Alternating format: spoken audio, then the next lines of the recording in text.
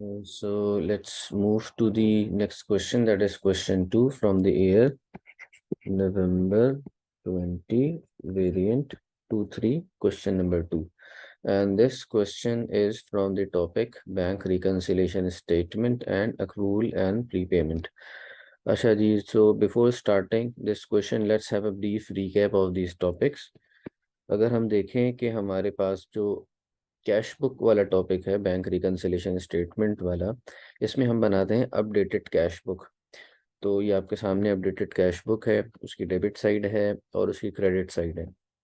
Debit side पे हम वो सारी एंट्रीज करते हैं जो बैंक ने अपने पास क्रेडिट कर दी होती हैं। ठीक है, बैंक ने हमारे अकाउंट में ट्रांसफ़र कर दी, जैसे क्रेडिट ट्रांसफ़र हो गया, इंटरेस्ट हमारे अकाउंट में डिपॉजिट कर दिया बैंक ने, डिविडेंड कहीं से आ गया, तो वो सारी चीज़ें बैंक क्रेडिट कर देता है और हमें पता नहीं चलता, तो हम उन सब चीज़ों को डेबिट कर देते हैं।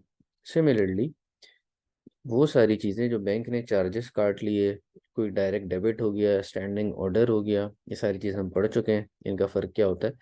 तो ये जितनी बैंक डेबिट करेगा इन चीज़ों को हम अपनी अपडेटेड कैश बुक में क्रेडिट साइड पे एंटर करेंगे।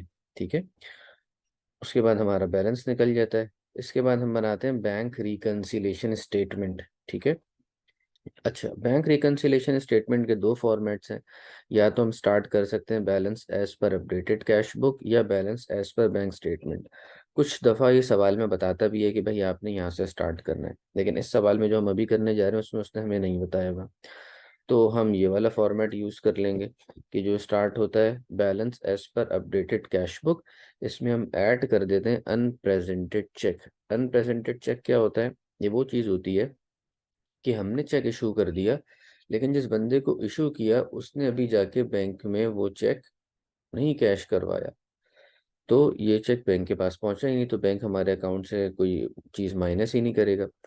इसी तरह हम लेस कर देते हैं अनक्रेडिटेड डिपॉजिट्स। अनक्रेडिटेड डिपॉजिट्स क्या चीज़ हमारे पास होती है? ये वो होता है कि जो अमाउंट हम बैंक में डिपॉजिट करा चुके होते हैं, लेकिन फॉर सम रीज़न बैंक ने अभी तक उसको क्रेडिट नहीं किया होता। बाद दफ़ा ऐसा होता है कि मैंने किसी और बैंक का चेक अभी डिपॉजिट कराया, तो बैंक टेक्स अराउंड 2 डेज, वो क्लियरेंस में जाता है, फिर उसको टाइम लगता है।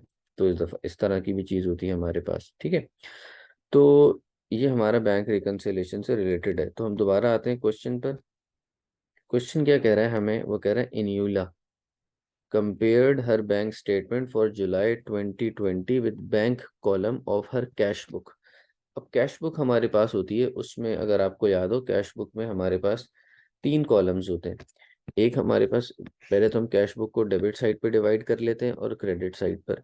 एक कॉलम डेबिट साइड पर होगा डिस्काउंट अलाउड का, फिर एक कॉलम हमारे पास होगा कैश का, फिर एक कॉलम हमारे पास होता है बैंक का। बिल्कुल इसी तरह क्रेडिट साइड पे भी ये सारी चीज़ें आती हैं। डिस्काउंट रिसीव यहाँ पर आ जाता है, फिर कैश आता है, फिर फाइनली बैंक आता है। तो ये हमसे कह रहा है कि मैं सिर्फ अभी बैंक कॉलम की बात कर रहा हूँ, कैश बुक के अंदर जो तुम्हारा बैंक कॉलम है उसकी सिर्फ बात कर रहा हूँ। ठीक है, आगे कहता है she provided the following information. Information हमारे सामने आ गई। हम देख लेते हैं रिक्वायरमेंट क्या है। कह रहा है calculate the corrected balance of the bank column in the cash book. इसका मतलब क्या हुआ? हमने बनानी है updated cash book. Updated cash book हमने बनानी है। ठीक है भाई, अपडेटेड कैश बुक हम बना लेंगे, उससे हमें पता चल जाएगा कि भाई हमारा क्या कहानी चल रही है। ठीक है, ये हमें कहता है कि overdrawn balance shown in the cash book at 31 July को। ओवरड्रॉन बैलेंस, इसको हम बैंक ओवरड्राफ्ट भी कहते हैं। ये आपको दिखा दिया इसने, 3420 आ रहा है। अच्छा, उसके बाद की कुछ एडजस्टमेंट्स हैं, इनको हम करते जाते हैं, साथ साथ सॉल्व करते हैं। स्टार्ट करते हैं सवाल को करना। सबसे पहले क्या हुआ, हमने एक टी अकाउंट बना लिया जिसमें हमारे पास आ गया भाई ये अपडेटेड कैश बुक। ठीक है, ये हमने बना लिया।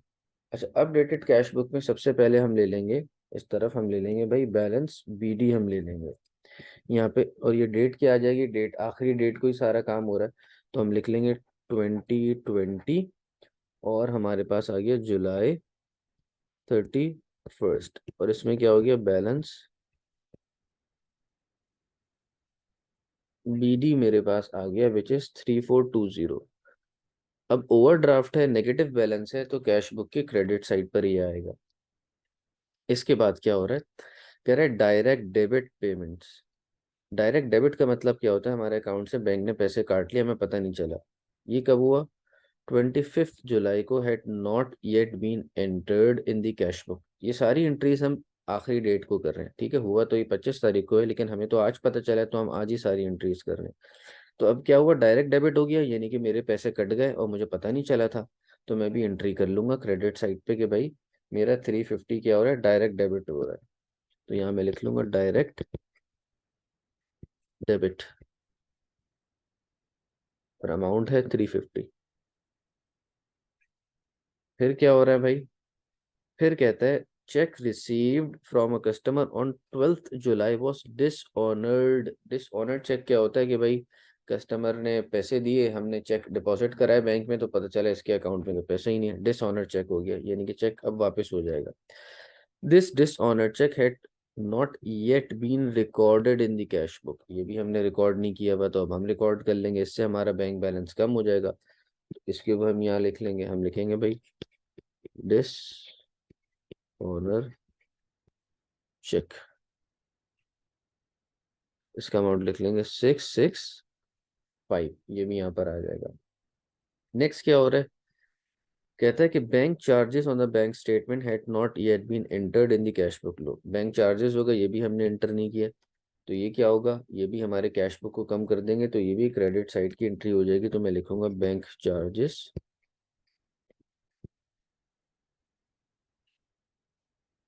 45। अब इन सब का मैं सम कर लूंगा, तो मेरे पास ये सम बन रहा है, मैं कर लेता हूँ 4480। इधर भी यही बन रहा है 4480। इस तरफ कुछ नहीं है, तो ये बैलेंस सीडी हो जाएगा मेरे पास। मैं यहाँ लिख लेता हूँ बैलेंस सीडी 4480। ये मेरे पास बैलेंस सीडी आ गया, ठीक है। फिर इसी को मैं बैलेंस बीडी बना दूंगा, बैलेंस बीडी मेरे पास हो गया, ये भी आ गया 4480। ये मेरे पास आ गया बैलेंस बीडी। अच्छा, अच्छा जी, फिर ये कह रहा है कि अनप्रेजेंटेड चेक्स एट 31 जुलाई 2020। ये अनप्रेजेंटेड चेक और अनक्रेडिटेड डिपॉजिट्स, ये दोनों चीज़ें क्या होती है, ये हमने कर लिया होता है, लेकिन बैंक ने रिकॉर्ड नहीं किया। अनप्रेजेंटेड चेक जैसे भी बताया कि मैंने चेक इशू कर दिया, लेकिन जिस बंदे को इशू किया वो बैंक में नहीं पहुंचा, तो ये अनप्रेजेंटेड चेक होता है। अनक्रेडिटेड डिपॉजिट्स भी बता दिया कि मैंने डिपॉजिट करा दिया बैंक में अकाउंट, लेकिन किसी वजह से बैंक ने अभी तक उसको क्रेडिट नहीं किया। तो ये दोनों चीज़ें बैंक रिकन्सिलेशन स्टेटमेंट में आएंगी, ना कि कैश बुक के अंदर। अब हमने नेक्स्ट पार्ट, हमारी रिक्वायरमेंट है कि हमने बनाना है बैंक रिकन्सिलेशन स्टेटमेंट, और हम इसको स्टार्ट कर रहे हैं balance as per cash book से। तो balance as per cash book हमने लास्ट पार्ट में निकाल लिया था, हमारे पास आ रहा था 4480, ये क्रेडिट साइड पर आ रहा है, तो this is a negative balance. तो इसको हम लिखेंगे इन ब्रैकेट 4480। अच्छा जनाब, फिर इसमें हम ऐड कर लेंगे अनप्रेजेंटेड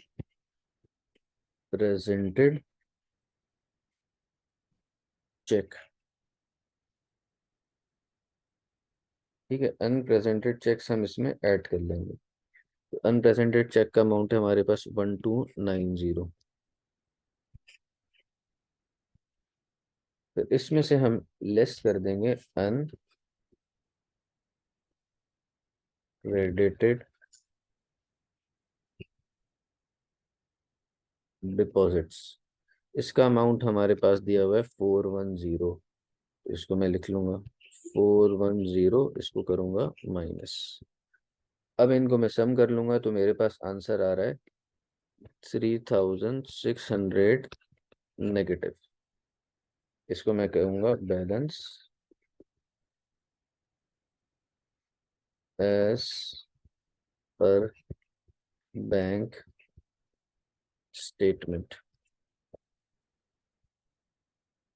ठीक है। ये मेरा ये बैलेंस आ गया, balance as per bank statement, और ये सवाल था 4 नंबर का, तो 4 नंबर मेरे पास आ गया। नेक्स्ट रिक्वायरमेंट में क्या कह रहा है, इनोलिया जो भी इसका नाम है, E is concern that her bank balance has decrease significantly. आपको नजर आ रहा है कि ओवरड्राफ्ट हो रहा है during the last year. She is considering how to improve her liquidity को अच्छा करना है. Suggest one effect of each of the following proposals. Hire new non current assets instead of purchasing them. Hire समझ लें कि हम rent पे ये चीज ले रहे हैं, तो जब रेंट पे कोई चीज लेंगे तो उसका क्या फायदा होगा. There will be no initial large outflow of funds. ठीक है, क्योंकि इसकी पेमेंट जो है वो स्प्रेड हुई हुई होगी, तो एकदम से हमारा लार्ज आउटफ्लो ऑफ फंड्स नहीं होगा. दूसरा कह रहा है कि भाई अगर हम डिले करें पेइंग क्रेडिट सप्लायर्स, तो इससे क्या होगा. इट में डैमेज इट में डैमेज. कौन है ये. इनोलिया.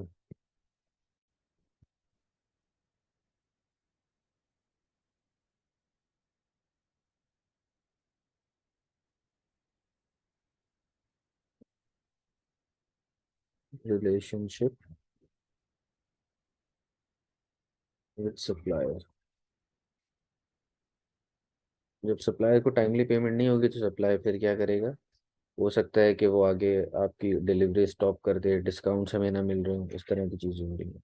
नेक्स्ट है. अच्छा, this part is now related with accrual and payment. BRS का ऊपर वाला पार्ट था वो हमने कर लिया, अभी उससे रिलेटेड है. इन्यूलास financial year and is 31 July 2020. 31 July 2020 को ईयर एंड हो रहा है.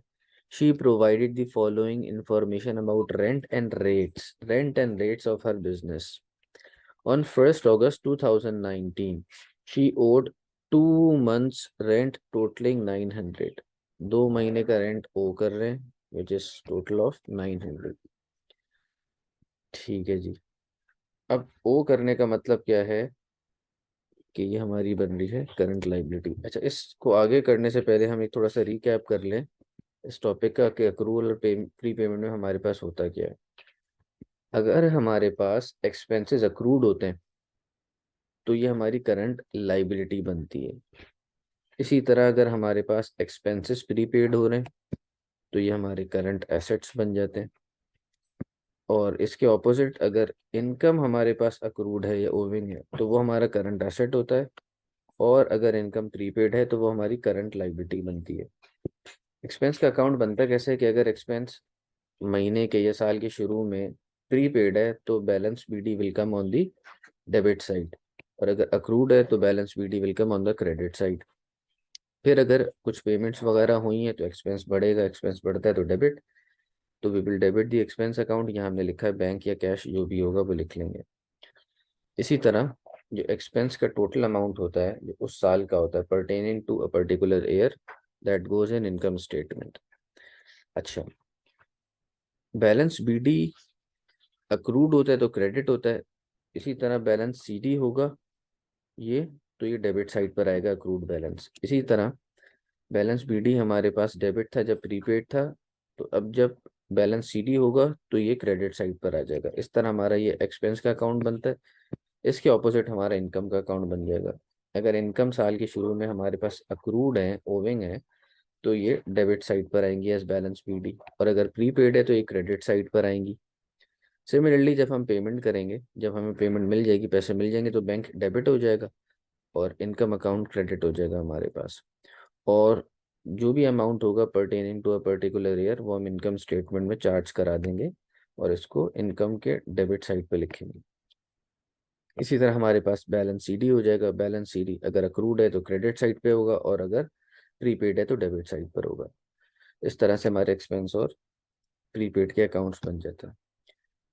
अच्छा, दोबारा क्वेश्चन पर आते हैं. तो ये हमें बताता है कि 1 अगस्त 2019 which is the beginning of year, उस वक्त 2 महीने का रेंट 900 था और वो ओविंग था, यानी कि अक्रूड था. तो ये हमारी करंट लाइबिलिटी बन जाएगी. ये हमें 2 महीने का रेंट दे रहा है 900. तो if you have to calculate 1 months rent, how do we calculate. हम इसको 900 को डिवाइड बाई 2 कर देंगे, so we will be getting 4,500, ये एक महीने का हमारे पास रेंट आ जाएगा।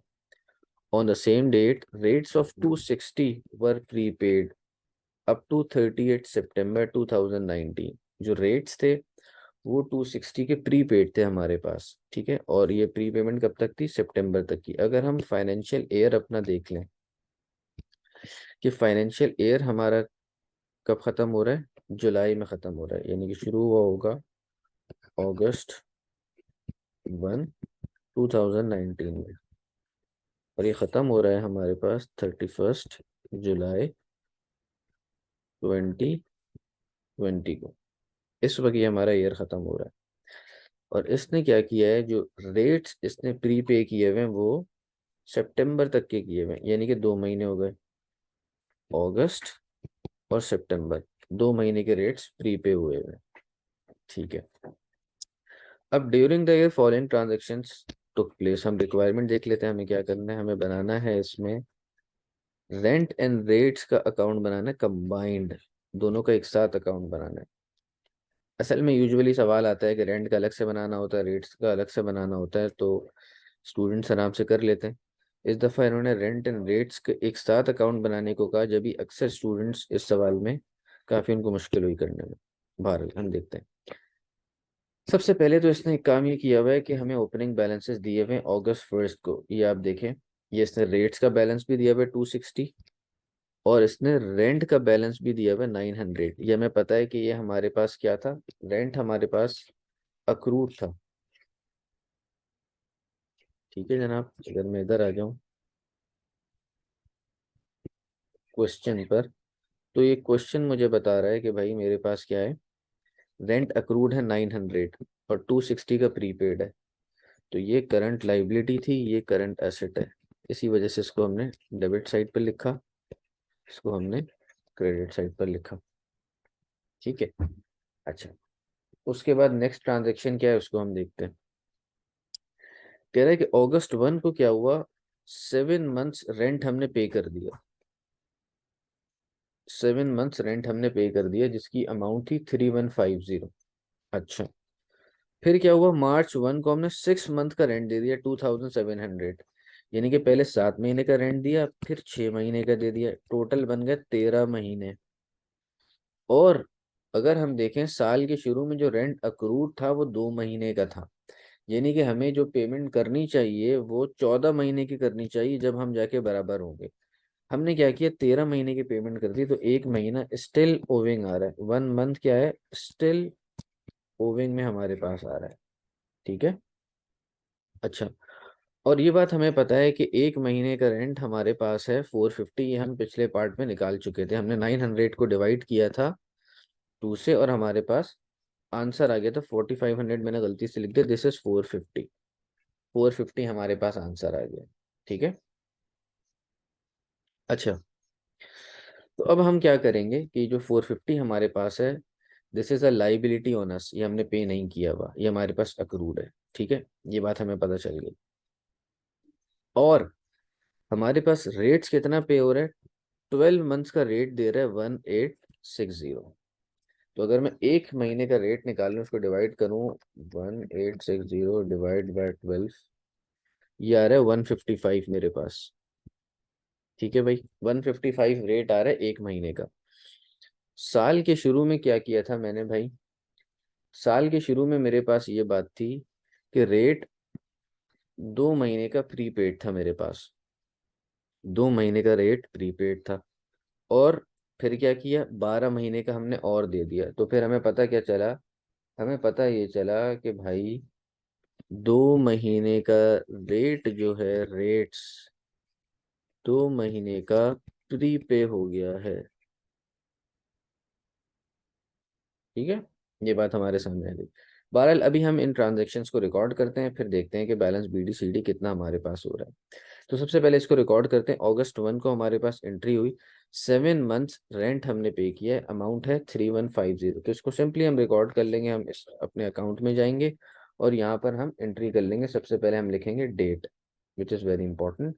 तो किस डेट को हमने ये काम किया है, ये हमने किया August 1 को ये काम किया, तो हम लिख लेंगे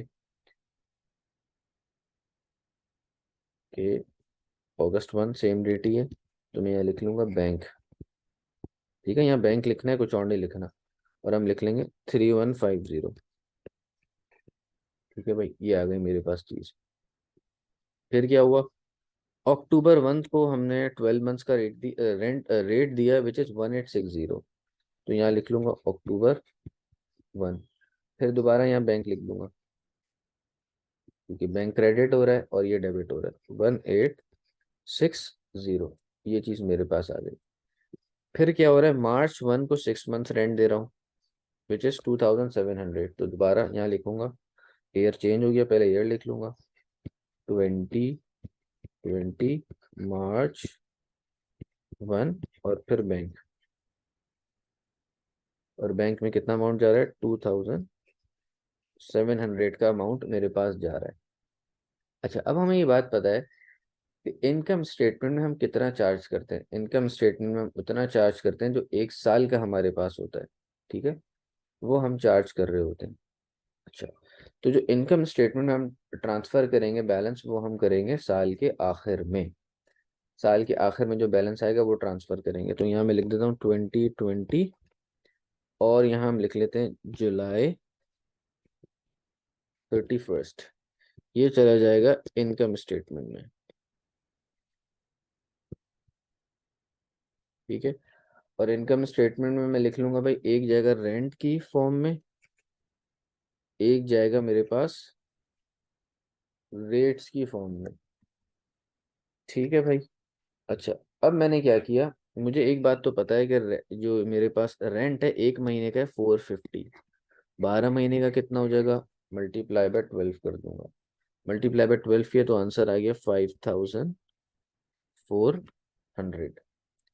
ठीक है भाई। इसी तरह मुझे पता चल गया कि मेरे पास जो रेट्स हैं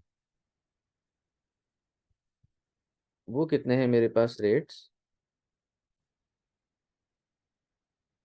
तो वो हम चेक कर लेंगे कि हमने रेट्स में क्या किया है। ये 12 महीने का रेट है 1860। इसको मैंने क्या कर दिया, इसको मैंने डिवाइड बाय 12 कर दिया। तो मेरे पास आ गया 1 महीने का रेट विच इज 155। ठीक है, अब मैं ये अक्टूबर 1 को पेमेंट कर रहा हूँ, यानी कि ये अक्टूबर 1 से लेके ये अगले साल के सितंबर तक जाएगी कहानी, 2020 के। और ये हम खड़े हैं 2019 में। ईयर हमारा एंड हो रहा है जुलाई में। तो 2 महीने अगस्त और सितंबर ये प्रीपेड हो गए। तो इन 2 महीनों को मैं क्या करूंगा, माइनस कर दूंगा। 10 महीने रह जाएंगे। तो मैं क्या कर रहा हूँ, मैंने कहा 155 मल्टीप्लाई बाय 10 कर लेता हूँ। तो इसको कर लेता हूँ 155 मल्टीप्लाई बाय 10, तो आंसर सिंपल है 1550 आ जाएगा। ये आ गया 10 महीने का रेट।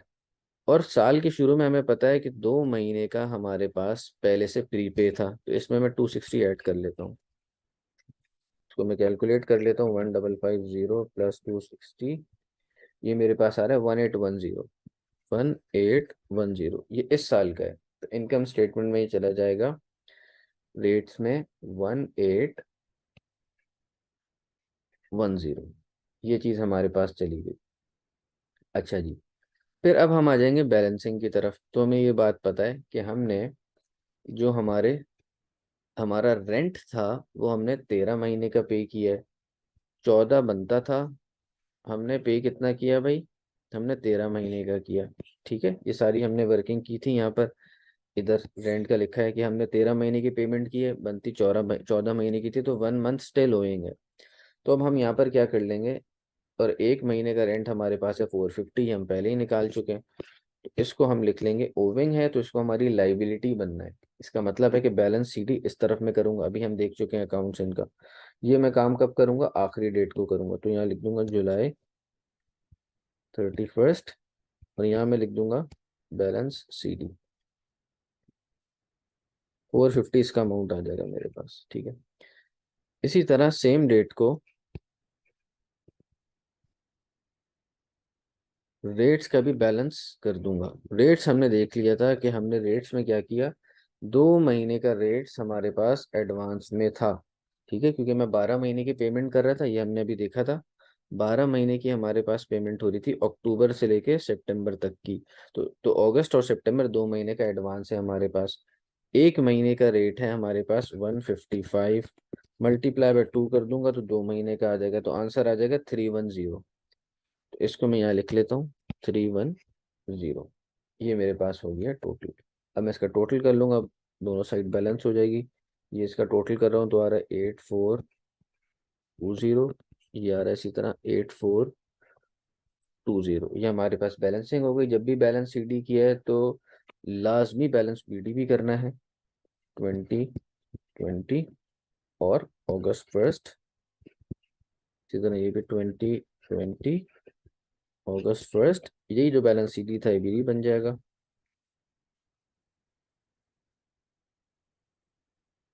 310।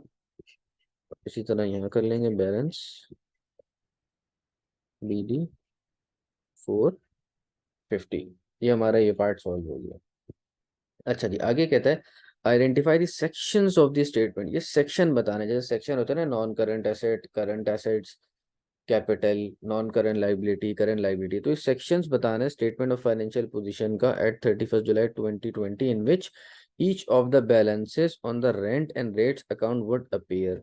तो अगर आप देखें कि जो मेरे पास रेंट है वो क्रेडिट साइड पर आ रहा है, ये रेंट आ रहा है, और रेट्स इस तरफ आ रहा है।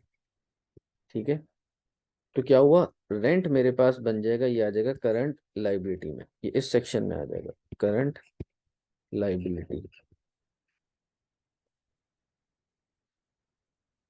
और ये आ जाएगा करंट एसेट्स। ठीक है भाई। अच्छा, एग्जाम में ये नहीं लिखना अदर पेएबल, अदर रिसीवेबल वगैरह, ये एक्सेप्ट नहीं होगा। वो हमसे पूछ रहा है किस सेक्शन में आएगा। तो सेक्शन हमारे पास current liabilities, non current assets, ठीक है, नॉन करंट लाइबिलिटी, ये सेक्शन होते हैं हमारे पास। ठीक है। अच्छा जी, तो हम चलते हैं आगे। नेक्स्ट पार्ट हमें क्या कह रहा है, name one accounting principle Inula would apply when recording the rent and rates in her financial statement. यार अकाउंटिंग प्रिंसिपल हमारे पास क्या है, एक प्रूडेंस लगता है, दूसरा हमारे पास लगता है मैचिंग। तो एक ही हम लिख लेते हैं, मैचिंग लिख लेते हैं हम। प्रूडेंस भी लिख सकते हैं, मैचिंग। ठीक है। दूसरा कह रहा है state how Inula would apply the accounting principle named in F1। किस तरह से इसको अप्लाई करेगा, तो बेसिकली बताने कि मैचिंग कॉन्सेप्ट क्या है। तो इसमें क्या होता है, मैचिंग कॉन्सेप्ट में द एक्सपेंसेस, अगर जिसने प्रूडेंस लिखा होगा वो प्रूडेंस को एक्सप्लेन करेगा। इसमें क्या है, the expenses for the year are matched against the income of that year. ठीक है जनाब, ये पार्ट हमारा हो गया। नेक्स्ट हमारे पास क्या है, okay so we are done with this part. यहाँ पे हमारा ये क्वेश्चन कंप्लीट हो गया।